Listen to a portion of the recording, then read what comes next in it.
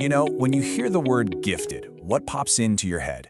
Probably a kid who's just acing every math test, right? Or reading books that are way, way above their grade level. But what if one of the most powerful forms of giftedness doesn't show up on a test at all? What if it looks more like an interpreter? Okay, let's get into this. So, this really brings us to the core question of this whole explainer. Our standard ways of finding gifted students, well, they're pretty good at spotting certain kinds of talent. But they might be completely missing a whole other category of brilliance, especially in kids from different cultural or economic backgrounds. The skill we're going to be talking about is a cognitive superpower. It's called perspective. It's basically the ability to see the world through multiple lenses at once. And yeah, while it's not something you measure with a standardized test, it's a really deep form of intelligence that's kind of just hiding in plain sight. So what do we actually mean by perspective here? It's not just about, being nice or empathetic. It's about cognitive complexity. It's the mental horsepower to hold multiple, sometimes even conflicting ideas in your head at the same time and see how they all connect. This slide, I think, lays it out perfectly. On one side, you've got the stuff we usually look for, things that are easy to see on paper. But on the other side, those are skills you see in action. It's about social smarts, cultural fluency, and that's so important because these aren't just social skills. They're the building blocks for our future leaders and innovators. So where does an incredible skill like this even come from?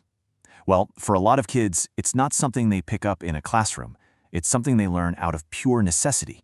It's a skill that's forged in the real world.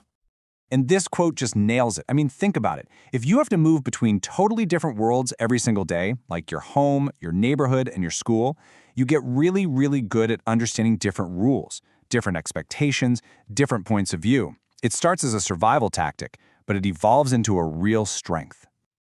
So how does this actually happen? Well, it starts with just navigating those different environments day in and day out. That forces a kid to get good at things like code switching, changing how you talk or act to fit the situation. And over time, that constant mental gymnastics doesn't just stay a survival skill, it blossoms into a genuine cognitive strength. Okay, so this is all great in theory, right? But how can a teacher or even a parent actually spot this in a young kid? What are the real-world clues you should be looking for? So here's what you want to watch for. It's that child who can just effortlessly switch how they talk to a teacher versus their friends, not because they're being fake, but because they just get the context. It's the kid who always steps into arguments and can calmly explain both sides. They ask these surprisingly deep questions about what's fair, and when they play make-believe, their characters have these rich, complex feelings and motivations. And let me be clear, this isn't just a social skill. It shows up in their schoolwork, too. Take a social studies class. A third grader with this gift won't just learn about a historical event. They'll start breaking down how it affected different groups of people and try to figure out why. That's a super high-level thinking skill, but it often goes completely unnoticed. Okay, let's wrap this all up with something really practical. Think of this next part as your own personal field guide for spotting these gifted interpreters out in the wild, in your classroom, your community, maybe even your own home. All right, so keep your eyes peeled for these 5 key personas. You've got the mediator, who's a natural peacemaker. Then there's the context changer, the master of code switching. Look for the kid with sophisticated questioning, who's always connecting today to 10 years from now.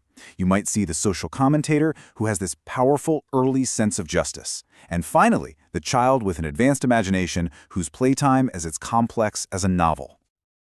So look, if you take away just one thing, let it be this. If you're only looking at test scores and report cards, you are going to miss this gift. It shows up in the cafeteria, on the playground, in conversations, in the way they play.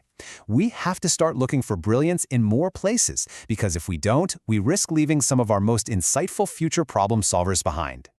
And that's what leads us to our final thought. Recognizing this gifted interpreter is a huge first step, but it really makes you wonder, if we've been overlooking this kind of genius for so long, what other incredible hidden gifts are just waiting to be discovered?